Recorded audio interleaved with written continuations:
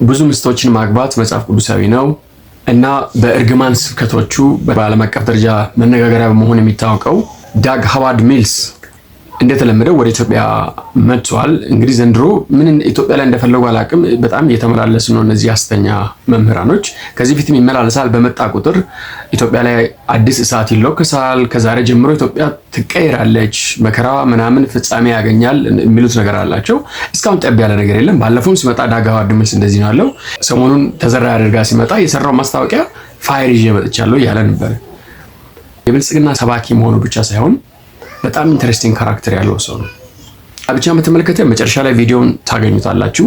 እኛ የምንከተላቸው ነቢያቶች፣ ሐዋርያቶች መጽሐፍ ቅዱስ በሙሉ ብዙ ሚስቶችን ያገባሉ። ብዙ ሚስት ማግባት ተፈጥሮ ነው የሚለው። ይህንን ከየት ነው ደግሞ የሚወስደው? ሴትና ወንድ ፀጉርን ስለመሸፈን ያወራውን የአንደኛ ቆሮንቶስ ምዕራፍ 11 ቁጥር 14 ላይ ያለውን ሐሳብ ወስዶ ነው። ተፈጥሮ እንኳን አስተምራችሁ የሚልና ውሻ አንድ ሚስት የለውም፣ የሆነ እንስሳቶች አንድ ሚስት የላቸውም፣ ወፎች አንድ ሚስት የላቸውም። ስለዚህ እኛ አንድ ሚስት ሊኖረን የሚገባበት ምንም ምክንያት የለም የሚል ስብከት ነው የምሰብከው። እንግዲህ ምን ብሎ ተዘራ ያረ እንደሚያሰብከው አላቅም። ያው ብልጽግና ነው ዞሮ ዞሮ። ሌላው ደግሞ ያው በጣም ባለጠንቃ ነው። ገንዘብ እንዴት ይሰበስባል መሰላችሁ?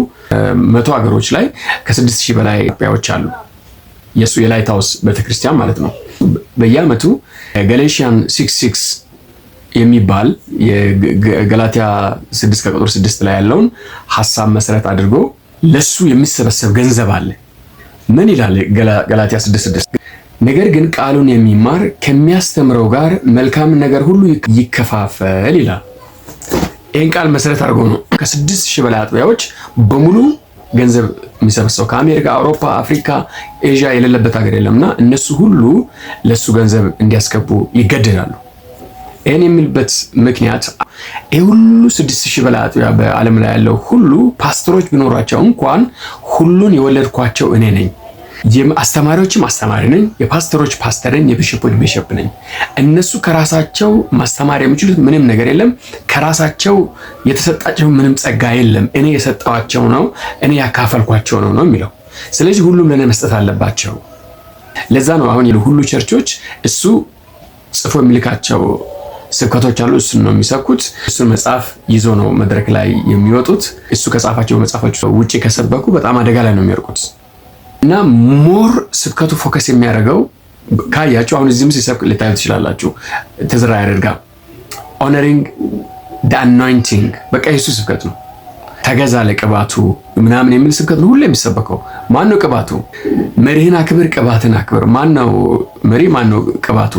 ዳግ ሃዋርድ ሚልስ ነው። ይህንን ቅባት የማያከብር ፓስተር፣ የማያከብር ምዕመን ከእግዚአብሔር ጋር ያላቸውን ግንኙነት አቋርጣለሁ ነው የሚለው። በማከል ይቆርጣል። ታስታውሳለች የሆነ ሰዓት ላይ ተዘራ ያረድ እዚህ ቤተክርስቲያን ያላችሁ አገልጋዮች፣ ዘማሪዎች፣ ምዕመናን በሙሉ እኔ ከእግዚአብሔር ጋር ያላችሁን ግንኙነት ቆርጬ ማስቀረት እችላለሁ፣ እኔ ካቋረጥኩኝ ምንም አይነት እናንተ ከእግዚአብሔር ጋር ግንኙነት ማድረግ አትችሉም ብሎ ሲያስተምር ሰምታችኋል። በእርግጥ ከኋላ ተዘራ ያረድ በዚህ ጉዳይ ቪዲዮ ስለወጣ ይቅርታ ጠይቋል። ግን ከዛ ኋላ ቀጥሎታል። ከየት ነው ያመጣው ካላችሁ ከዳግ ሃዋርድ ሚልስ ነው። ስለዚህ እግዚአብሔርን የሚያገኙት ወደ ተዘራ ያረድና ወደ ዳግ ሃዋርድ ሚልስ መጥተው በእነሱ በኩል ነው እግዚአብሔርን ማግኘት የሚቻለው። እና እዚህ ጋር ማርያም ታማልዳለች እያሉ ነው ምናምን ብሎ ይቀጠቅጡ ብላሉ አይደል? ግን ዳግ ሃዋርድ ሚልስ ሄደው በሱ በኩል ነው ሲገናኙ፣ በተዘራ ያረድ በኩል ነው ሲገናኙ የሚውሉት። መሪህ ብሳሳት፣ ብዘሙት፣ ብዘርፍ ምን ብል የመሪን ቅባት የመቀበል ግዴታ አለብህ። ሰብሚት ማድረግ፣ ኦነር ማድረግ በየጊዜው የሚሰበክ ነው። እሱን ኦነር ካላደረግ አትባረክም፣ ትዳር አይባረክም፣ ቢዝነስ አይባረክም፣ ኤቭሪቲንግ ከርስ ውስጥ ትገባለህ የሚል አስተምሮ አላቸው።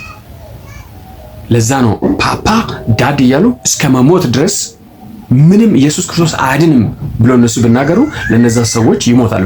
ይህንን የማይቀበሉ ከሆነስ ምንድን ነው? ዳግ ሃዋርድ ሚልስ የእርግማን ስብከቶች አሉት። እንዴት እንደምረገም 2020 ላይ ከሰበከው የእርግማን ስብከቶች ውስጥ ላንብብላችሁ። ይሄ I say you are finished ያበቃልሃል ነው።